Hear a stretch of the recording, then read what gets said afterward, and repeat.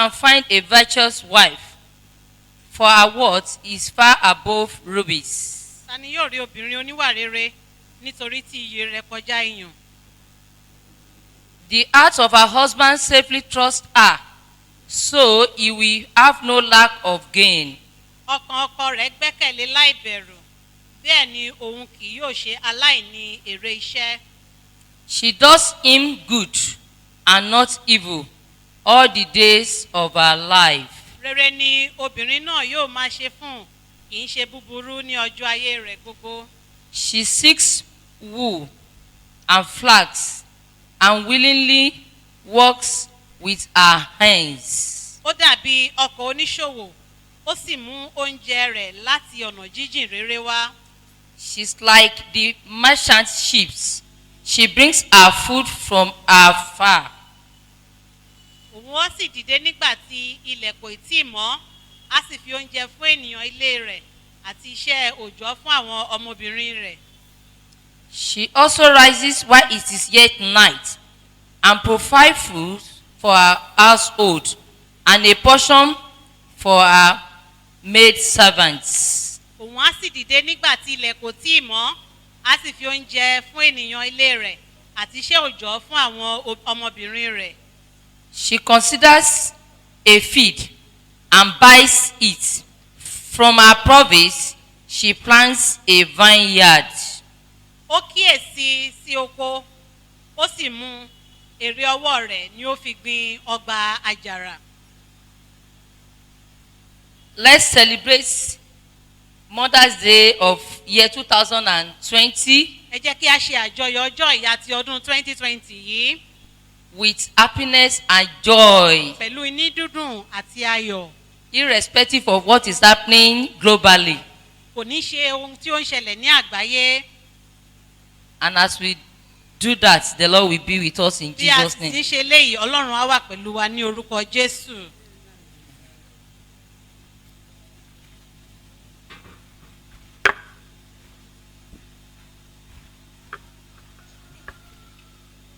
Nígbà tí à ń tẹ̀ síwájú nínú ìsìn wa, ẹ jẹ́ ká ṣíwèé orin wa papọ̀ pẹ̀lú mi sí ìwé orin Yorùbá hymn 619 gbàgbọ́ àwọn ìyá wa gbàgbọ́ ààyè.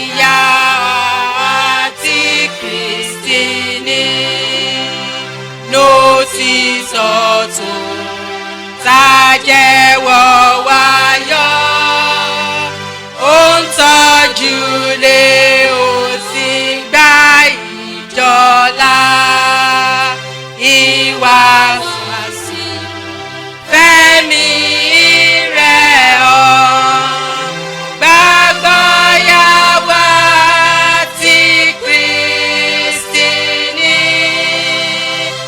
àdí ọ̀mù títí dópin. Àmín.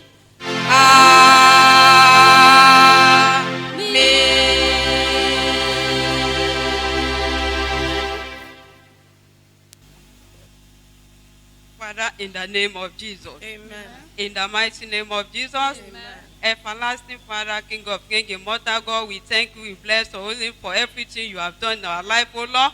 We thank you for what is going on throughout the world, O Lord. We thank you because you keep us, O Lord. You don't allow all the deadly disease that's moving around the world to come over us, O Lord. Daddy, we appreciate you. We give you honor and adoration. Daddy, take the glory in Jesus' name. Amen. Daddy, we thank you, O Lord, for year 2020,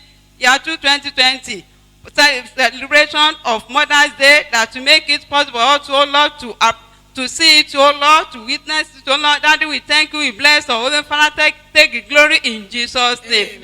Everlasting Father, King of Kings, O Lord, we commit all the program that you are going to do for this Mother's Day into your able hand. Daddy, take the glory in Jesus' name. Daddy, we want to see you in our midst, O Lord. We pray whoever that we worship this program, O Lord, they will be blessed in the mighty name of Jesus. Daddy, we pray, O Lord, at the end of everything, O Lord, your name will be glorified in Jesus' name. Thank you, everlasting Father. Daddy, we thank you, we worship you, O Lord. We give you honor and adoration. We pray, O Lord, you will give us the grace, O Lord, to celebrate the next one in the mighty name of Jesus. Daddy, we give you honor and adoration, for we pray in Jesus' name.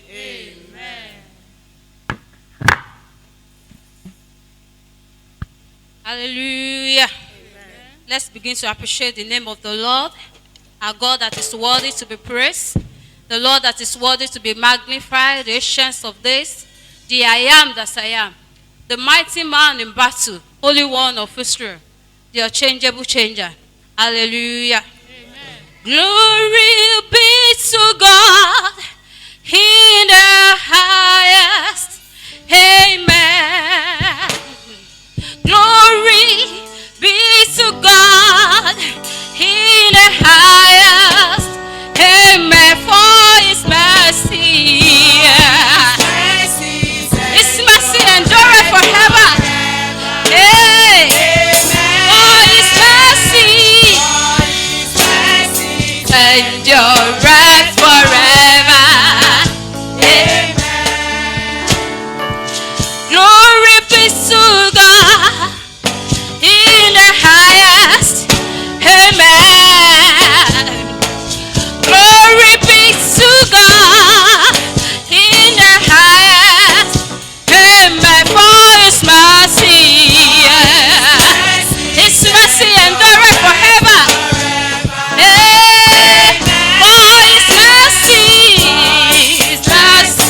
Endureth forever. For his goodness endureth forever.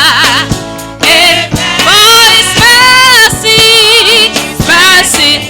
endureth forever. Hallelujah. We really want to thank you, Jesus. Thank you, Jesus. Thank you, Jesus. Thank you.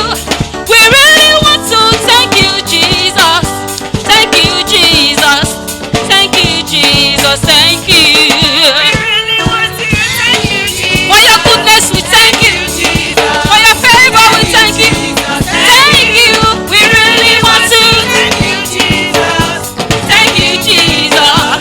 Thank you, Jesus. Thank you. Hey, I want to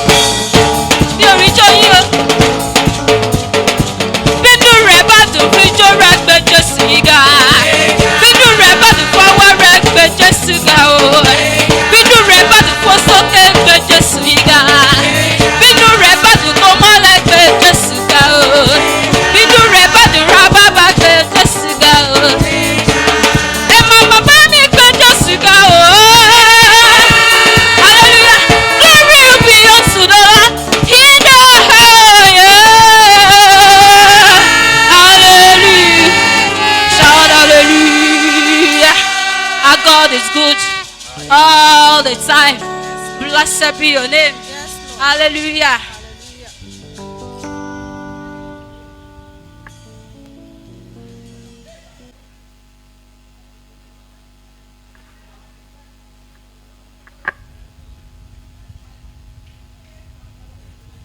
Praise the Lord. Our Bible reading for this morning, Mother's Day celebration, is taken from the book of Proverbs chapter 31, verse 27, and Hebrew 11:23. I read Proverbs 31:27. She looketh well to the way of her household, and eateth not the bread of idleness. Hebrews chapter 11:23, verse 23. Hebrew 11:23. By faith, Moses, when he was born, was hiding 3 months by his parents because they saw he was a beautiful child, and they were not afraid of the king's command. May the Lord bless his reading in the name of Jesus.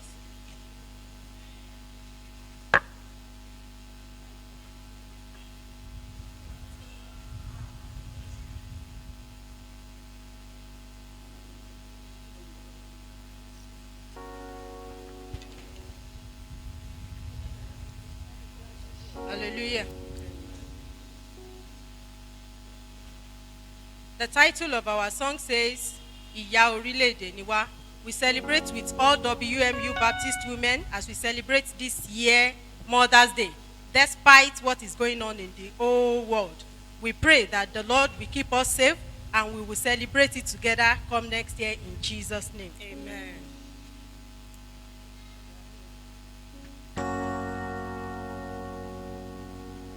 Ìyá orílẹ̀-èdè ni wá, ògo ni fún Ọlọ́run.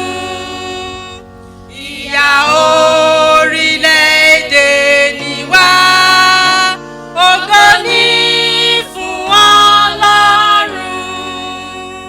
Aya àti ìyá rere làwa jẹ́ nílé ìlú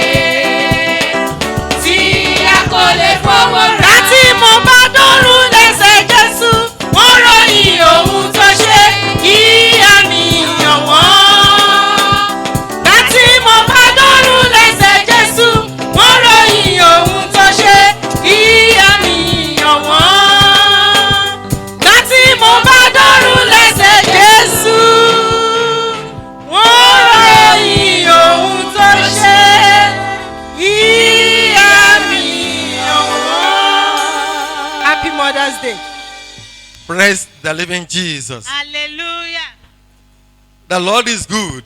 ọlọ́run wá dára And all the time, the lord is good.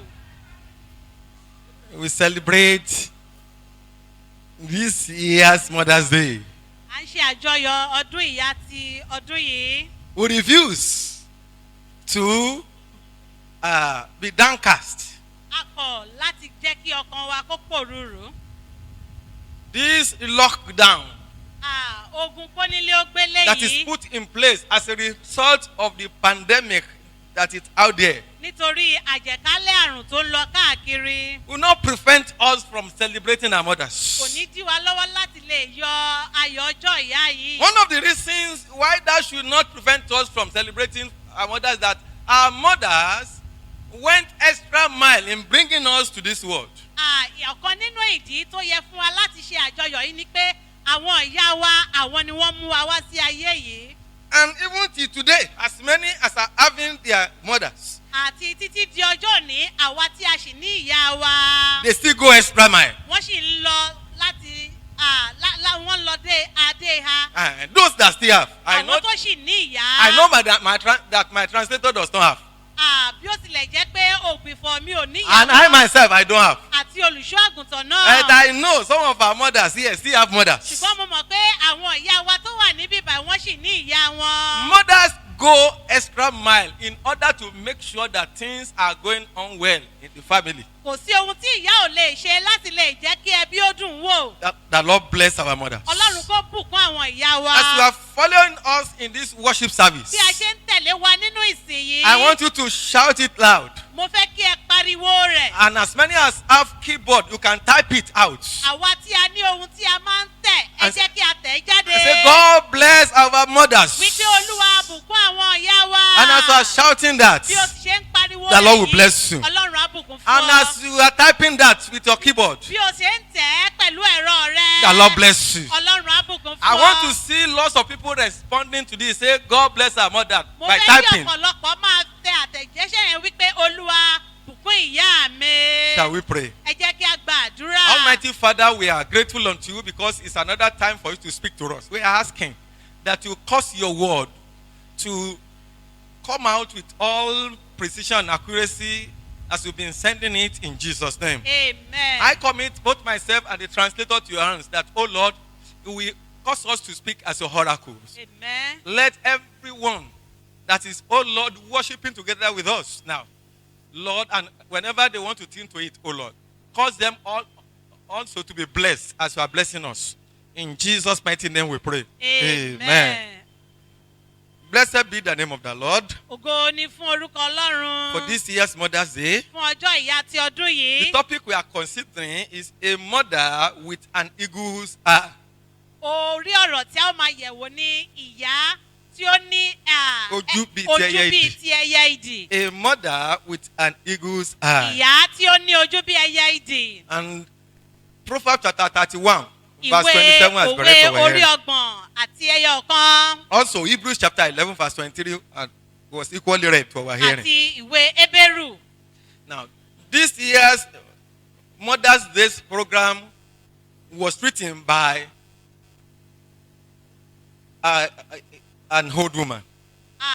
ètè ọdún yìí ti ọjọ́ ìyá yìí ìyá àgbàlagbà kan òun ni ó kọ. An old but useful woman. bí ó tilẹ̀ jẹ́ pé wọ́n ti darúgbó ṣùgbọ́n wọ́n sì wúlò. A woman who is relevant even in her old age. ẹni tó jẹ́ pé àtúnṣí lè wò dáadáa nígbà tí ó ti di arúgbó. Credit must be given to anyone that writes any piece that another person wants to use. a gbọ́dọ̀ gbóríyìn fún ẹnikẹ́ni tí ó bá kọ nǹkan sílẹ̀ The fún one, ẹlòmíràn láti kà. the one that wrote this year's Mother's Day program is no other person but Mama Gladys Foluke Alalade. orúkọ màmá tí ó kọ́ ni màmá wa Gladys Folúkẹ́ Alálàdé.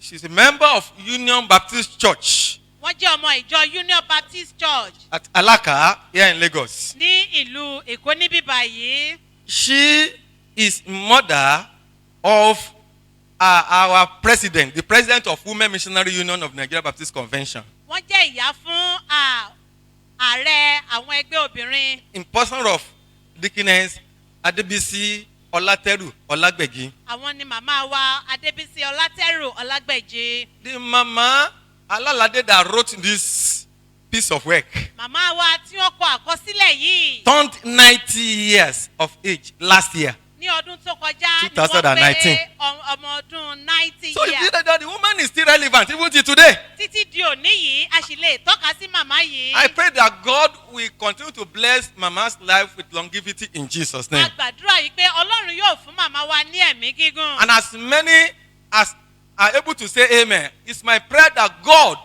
will grant you long life in Jesus' name. Àti àwa tí a bá Amen. lè ṣe àmì, mo gbàdúrà pé Ọlọ́run yóò fún wa ní ẹ̀mí gígùn. As I've said earlier, we are today celebrating our mothers. Bí mo ṣe sọ síwájú wípé lónìí à ń ṣe àjọyọ̀ àwọn ìyá wa. You know, we can testify to the sweetness that our mothers bring to the world. A lè sọ bí ó ti dùn àdùn tí àwọn ìyá wa mú wá sí ayé The tranquility that their presence give.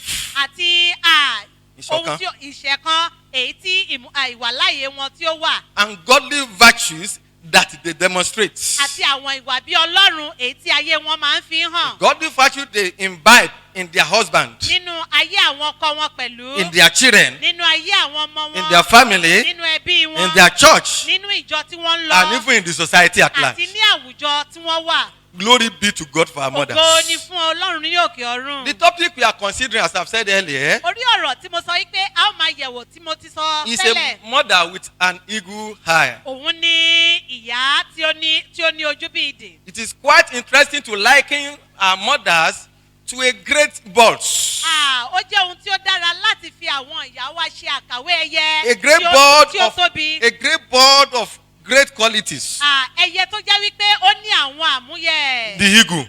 Òun ni idì. Our focal point today Àwọn ohun tí a máa mẹ́nubà is lónìí. the eye of the eagle. Òun ni ojú idì yìí. There are three important things that I want us to know Àwọn concerning nǹkan the eye of mẹ́ta the eagle. ni mo fẹ́ kí a mọ̀ nípa ẹyẹ yìí. The first one is that Àkọ́kọ́ the nìyí. eyes of an eagle Ojú ìdì. can see farther than any other bird. Ó lè rí jìnnà ju àwọn ẹyẹ tó kù lọ. There is no other bird that can see far as an eagle will see. Kò sí ẹyẹ tí ó lè rí jìnnà rere bí ẹyẹ ìdì. Each of the eye is like a microscope. Ojú rẹ̀ ó dàbí àwòrán kékeré tí a máa fi ń wo nǹkan tó máa ń jẹ́ kó tóbi. You know, a microscope enlarges any object. Microscope yìí èyí ni maṣíìnì tí àwọn olóyìnbó lò. And that's- Kékeré ni ṣùgbọ́n ó máa ń jẹ́ kí nǹkan kó And that's tóbi. what the scientists use in the laboratory. Òun ni àwọn scientists máa ń lò nínú gbọ̀ngàn wọn tí wọ́n ti ń ṣiṣẹ́. In the second place, Ní ọ̀nà kejì ẹ̀wẹ̀. eagles see dangers ahead of other birds. Ẹyẹ ìdì ó máa ń rí àwọn wàhálà ju àwọn ẹyẹ tó kù lọ. Because they can see farther. Nítorí pé wọ́n máa ń rí ohun tí ó jìnnà So they rere. can discern a coming danger Nítorí náà wọ́n lè rí àwọn ewu èyí tí ó ń bọ̀ ní ọjọ́ iwájú earlier than any other birds. ju àwọn ẹyẹ tó kù lọ. You see, sometimes danger will just befall on somebody, a kind of evil will just befall on somebody because he couldn't see far. Ní ọ̀pọ̀lọpọ̀ ìgbà ibi àkàn tí ẹ̀ ṣẹlẹ̀ nítorí pé èèyàn ò ní òye rẹ̀ kó ń bọ̀. It happens to birds also. Ó máa ń ṣẹlẹ̀ sí àwọn ẹyẹ pẹ̀lú. But when you talk of eagle, Ṣùgbọ́n tí a bá sọ nípa ẹyẹ ìdì, eagle sees danger ahead. ó máa ń rí àwọn nǹkan tí ó da ní ọ̀nà jíjìn And when rere. he sees dangers ahead, he quickly find a way of escape. Ó sì máa ń wá tó bá sì ti rí àwọn ewu tó ń bọ̀ yìí, a sáré wá ọ̀nà tí ó fi já kúrò In the níbẹ̀. third place, Ní ọ̀nà kẹta, eagle's eye can look straight into the sun ó lè wo oòrùn tààrà without going blind. láì jẹ́ pé ojú rẹ̀ fọ́. The brightness of the sun can cause other birds and even human beings to go blind. Oòrùn ó lè mú kí ojú àwọn ẹyẹ tó kù fọ́, ṣùgbọ́n ẹyẹ ìdì rárá It's not so to kò eagle. ṣe títí rẹ̀. And so, Nítorí náà, the question now is this. ìbéèrè náà wá rèé. Why do we liken our mothers to eagle? kí wá ló dé tí à ń fi àwọn ìyá wa wé ẹyẹ idì. There are three important things that we need to quickly consider. àwọn nǹkan mẹ́ta ni a ó sáré wò. And these are in this teaching. And these are the first one. àkọ́kọ́ ni pé The meaning of a mother with an eagle eye. ìtumọ̀ ìyá tí ó ní ẹyẹ bí ojú ìdí. The second one is èkejì. Jochebed, a biblical woman with an eagle eye. Jokabel obìnrin tí a kọ àkọsílẹ̀ rẹ̀ ní bíbélì tó ní ojú bí ẹyẹ ojú ìdí. And in the third place, we want Ohun to see ìkẹta. further roles of an eagle eye mother. àwọn ojúṣe tí àwọn ìyá tí ó ní ẹyẹ ojú ìdí. Especially the one that can lead to total development of a home. pàápàá jùlọ èyí tí ó lè mú ìgbéga wá ìdílé. The meaning of a mother with an eagle eye. ìtumọ̀ ìyá tí ó ní ojú bí ẹyẹ ojú When we ìdí. talk about a mother with an eagle eye, tí a bá sọ nípa ìyá tí ojú rẹ̀ dàbí ẹyẹ ojú ìdí. we talk about sharp-sightedness of a mother. à ń sọ bí ojú rẹ̀ bó ṣe ṣiṣẹ́ tó. A mother who is a disciple of Jesus ẹni Christ. tí ó jẹ́ ọmọ ẹ̀yìn Jésù Kristi. And so such a mother is nítorí náà irú ìyá bẹ́ẹ̀ jẹ́ a mother who is disciplined. ẹni tí Ó kó ó rẹ̀ ní ní ìjánu. tí ó kóra rẹ̀ ní ìjánu. And such a mother should every good mother should have that type of eye. irú gbogbo ìyá ló gbọ́dọ̀ ní irú ojú The eye báyìí. that see beyond what the entire family sees. ìyá ojú tó máa ń rí ju bí gbogbo ẹbí ti rí lọ. This is not by any special eyeglasses, kò ń ṣe nípa lílo jígí pàtàkì kan. but with a high sense of sensitivity to the environment ṣùgbọ́n pẹ̀lú ojúsùn sí ohun gbogbo tó ń lọ ní àyíká rẹ̀. and the lives of her husband and children. àti ìgbésí ayé ọkọ àti àwọn ọmọ rẹ̀. He or she is intimate with the husband and the ó children. ní ìfarakínra tó dára pẹ̀lú ọkọ àti àwọn ọmọ rẹ̀. And from her intimacy láti ara ìfarakínra with yìí them, pẹ̀lú wọn. she knows their likes and ó mọ dislikes. ohun tí wọ́n fẹ́ àti ohun tí wọn ò She knows fẹ́. what they can tolerate and what they cannot. ohun tí wọ́n lè gbà àti ohun tí wọn ò lè gbà. Sometimes children tend to be carried away ní ọ̀pọ̀lọpọ̀ ìgbà àwọn ọmọ wa ti ṣeré lọ. by life affairs pẹ̀lú ohun ti ayé and activities. àti àwọn nǹkan But míì. a mother with an eagle eye is sensitive ìyá enough. tí ojú rẹ̀ jẹ́ ẹyẹ bí ojú ìdì. Is sensitive enough to know Ó ní when òye to say no to whatever the children are nígbà tí ó yẹ kó sọ asking. wípé rárá sí nǹkan tí àwọn ọmọ bá ṣe. Especially the request that is likely to put the child pàápàá jùlọ ní ìgbà tí ìbéèrè àwọn ọmọ bá jẹ́ in danger, that can èyí put tí them ó in fi wọ́n danger. sínú ewu. She equally gives wise counsel to her ó sì husband. máa ń fún ọkọ rẹ̀ ní ìmọ̀ tí ó dára. She takes spiritual precautions. ó máa ń jẹ́ kí àwọn nǹkan tí ẹ̀mí ó jẹ́ òkú. She sights the sign of danger ó máa ń rí àwọn ewu. and properly attends to them. ó sì máa ń fi ó sì máa ń ta kọ́kọ́ sí wọn. Furthermore, síwájú sí i. due to her sharp-sightedness, nítorí ojú rẹ̀ tí ó lè rí ọ̀tọ̀. she gives proper counsel. ó máa ń fún wọn ní ìmọ̀. She gives proper attention to her family ó members, sì máa ń fún wọn ní àkókò tí ó especially when they are sick. pàápàá jùlọ nígbà tí ara wọn ò bá yá. She encourages the children to attend Bible study. ó sì máa ń gba àwọn ọmọ ní ìyànjú láti lọ sí ilé ẹ̀kọ́ bíbélì. Generally speaking, àjú gbogbo rẹ̀ lọ. woman's closeness to her husband and children is essential as a mother. ìfarakínra ìyá pẹ̀lú àwọn ọmọ rẹ̀ ó ṣe pàtàkì. And so, my brethren, nítorí náà ẹ̀yin ará I mi believe we've all gotten the understanding of what it means to liken a woman to a woman eye to the eye of an eagle. mo gbàgbọ́ pé a ti ṣí wa lójú ìdí tí a fi ń sọ wípé ìyá jẹ́ oṣooju bí ẹyẹ ojú The ìdí. second point is this. ohun èkejì ni eléyìí. Jochebed, Jokabedi a biblical woman with an eagle eye. obìnrin inú bíbélì tí ó ní ojú bí ẹyẹ ìdì. Jochebed was the mother of Moses. ó jẹ́ ìyá Mósè.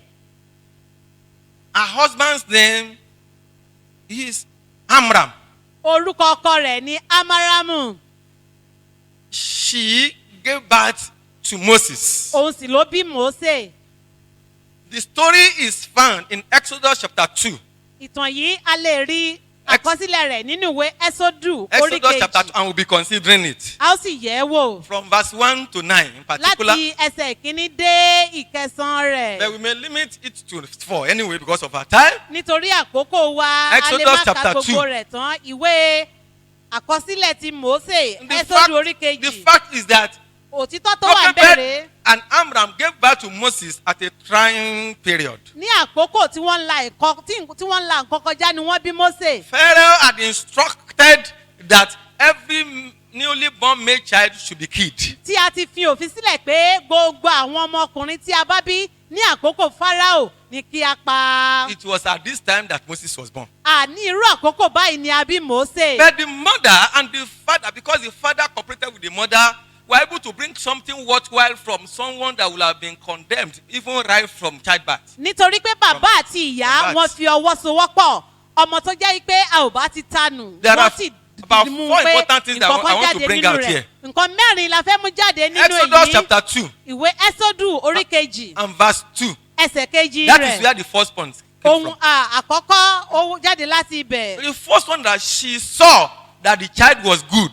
ohun àkọ́kọ́ ni pé ó rí i pé ọmọ náà dára. Look at verse 2. ẹ jẹ́ ká wo ẹsẹ̀ kejì. So the woman conceived and bore a son. And when she saw that it was a beautiful child, she hid him 3 months. obìnrin náà sì yún ó sì bí ọmọkùnrin kan nígbà tí ó sì rí i pé ó ṣe ọmọ dáradára ó pa á mọ́ ní oṣù mẹ́ta. You see, she saw that she ó rí i wípé was a good child. ohun ọmọ dídára ni. In Genesis chapter 1, nínú ìwé Genesis orí kìíní. God says that whatever he created was good. ó ní ohun gbogbo tí Ọlọ́run dá dáradára ni. Because what God created was good, we must see any creation of God as being good. nítorí pé ohun gbogbo tí Ọlọ́run dá dáradára ni a gbọ́dọ̀ rí ohun gbogbo náà wípé dídára ni wọ́n. This woman Obìnrin saw that yìí- the child was good, ó rí i pé ọmọ yẹn dára. irrespective of the prevailing situation. kò ní ṣe pẹ̀lú ohun tí wọ́n ń là kọjá ní àkókò yẹn. That she was not like some other people. kò dàbí àwọn mìíràn. Some other people will speak like Natalia spoke in John chapter 1 verse 46. àwọn mìíràn á sọ̀rọ̀ bí Daniel ṣe The sọ̀rọ̀. Nathaniel. Nathaniel bó ṣe sọ̀rọ̀. Chapter 1 verse 46, John. John 1 He 46. said, can anything good come out of Nazareth? ó ní ìjọ ohun rere kan lè ti Násárẹ́tì jáde wá bí.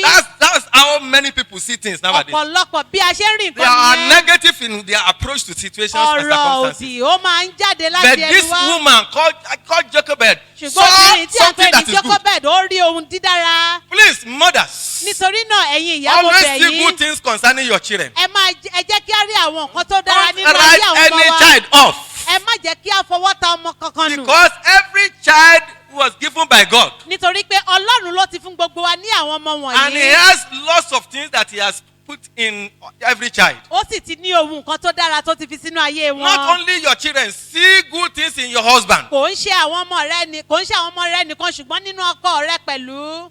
It's a pity ó ṣe ni láàánú. that some women will look at the answer and say, this one is good for nothing. ọ̀pọ̀lọpọ̀ á wo ọkọ rẹ̀ á ní eléyìí tí ò tiẹ̀ wúlò fún nǹkan kan. And I will always say that you are the chief person that contributed to his being useless. If I call it useless. olùṣọ́ àgùntàn wa sọ pé ìwọ gangan ló fà á tó fi di Because ẹni tí ò wúlò. if he had been a good for nothing person, tó would bá you wá have jẹ́ pé gotten married to ẹni him tó from kàn the wà tí ò onset? wúlò lásán ṣé yóò ti rí ìwọ bí. When you look at other and you say it's good for nothing, it means that you are nothing. You yourself is nothing. tí o bá You are sọ not pé anything. ọkọ rẹ ò jẹ́ nǹkan kan á jẹ́ pé ìwọ gan ò jẹ́ nǹkan kan Because you are contributing to his life. nítorí pé ìwọ gan pàápàá ò dákun ayé rẹ̀. That is that woman. obìnrin yẹn In nìyẹn. the second place, ní ọ̀nà kejì ẹ̀wẹ̀ look at verse 2. ẹ jẹ́ kí a wo ẹsẹ̀ kejì.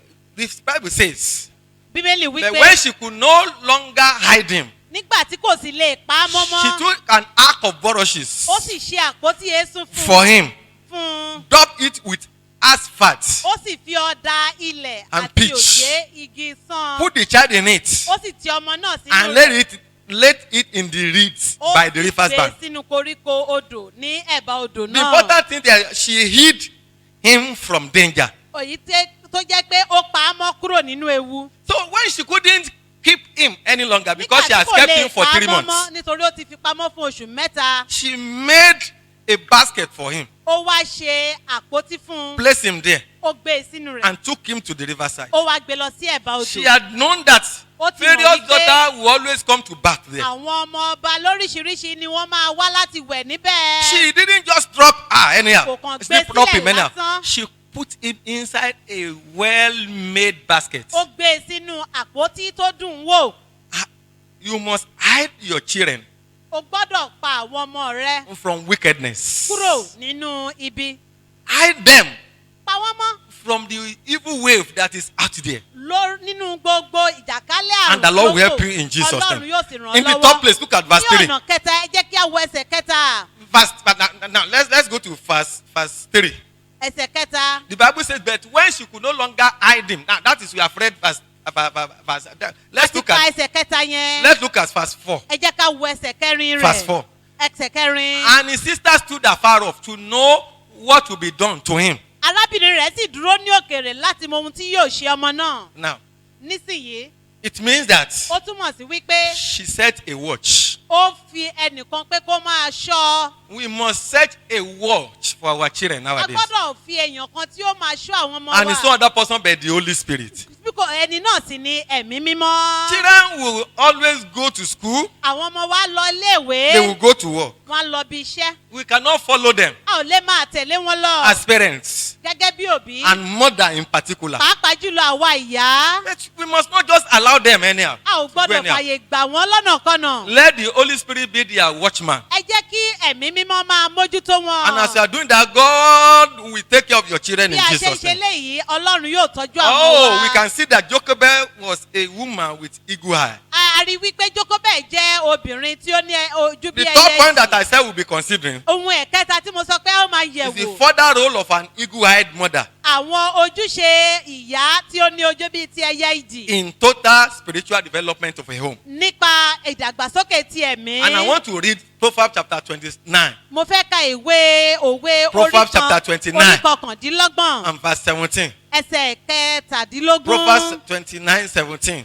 ìwé òwe orí Say, kọkàndínlọ́gbọ̀n. correct your son and he will give you rest. Tọ́ Yes, ọmọ he rẹ, will give delight to your soul. yóò sì fún ọ ní ìsinmi yóò sì fi inú dídùn sí ọ ní ọkàn. As eagle-eyed woman, gẹ́gẹ́ bí obìnrin tó ní ẹyẹ bí ojú ìdè. apply discipline ẹ jẹ́ on kí your a kọ́ àwọn children ọmọ wa ní ọ̀nà tó tọ́ whenever they hear. ní ìgbà tí wọ́n bá ṣe àṣìṣe. Also, Bákan make sure náà. that you teach them the word of God. rí i dájú wípé o kọ́ wọn ní ọ̀rọ̀ ọlọ́run. Encourage them to always read the word. gbà wọ́n níyànjú láti máa ka ọ̀rọ̀ ọlọ́run. I prophesy to your life mo sọ tẹ́lẹ̀ sínú ayé that your rẹ spiritual sight shall not go blind. wípé ojú ẹ̀mí rẹ ò ní The fọ́. Lord shall strengthen you. ọlọ́run yóò fún ọ ní okun. You shall be a model, mother. ìwọ yóò jẹ́ àwòkọ́ṣe. You shall be a blessing to ó your jẹ́ children olùbùkún fún and a àwọn blessing rẹ to your husband. àti alábùkún The fún Lord ọkọ will rẹ. sharpen your spiritual sight. ọlọ́run yóò jẹ́ kí ojú ẹ̀mí And rẹ nothing will catch you unaware in life. kò ní sì jẹ́ kí ohun bu kó In débọ̀ ní Jesus' ayé.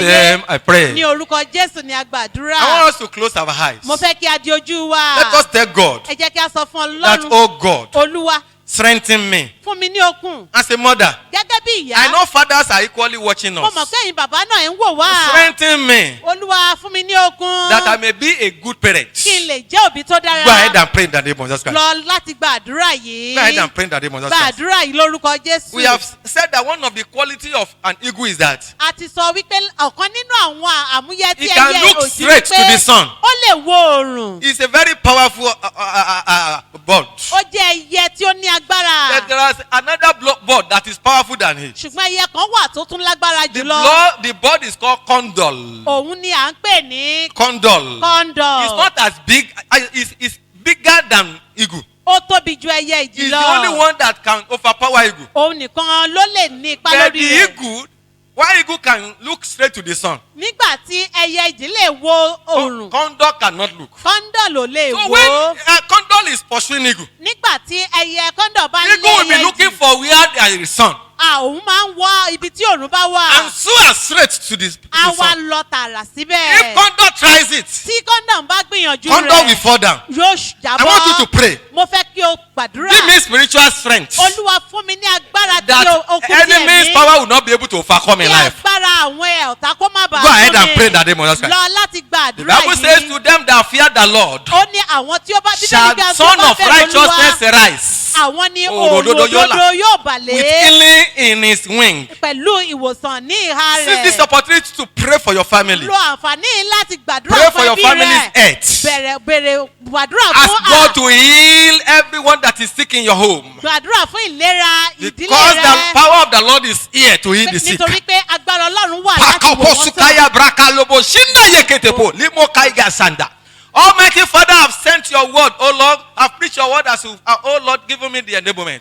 Lord, let your power, oh Lord, bring healing to as many as are sick in individual households in the name of Jesus Christ. Amen. Father, we thank you. Thank you, Jesus. Make our mothers always be relevant. Amen. Grant us grace to celebrate many more Mothers' Day on earth. In Amen. Jesus' name we pray. Amen. Amen. Now, may the grace of our Lord and Savior Jesus Christ, Amen. the love of God, Amen. and fellowship of the Holy Spirit be Amen. with us now and forevermore. Amen. Praise the Lord. Hallelujah. The Lord bless you.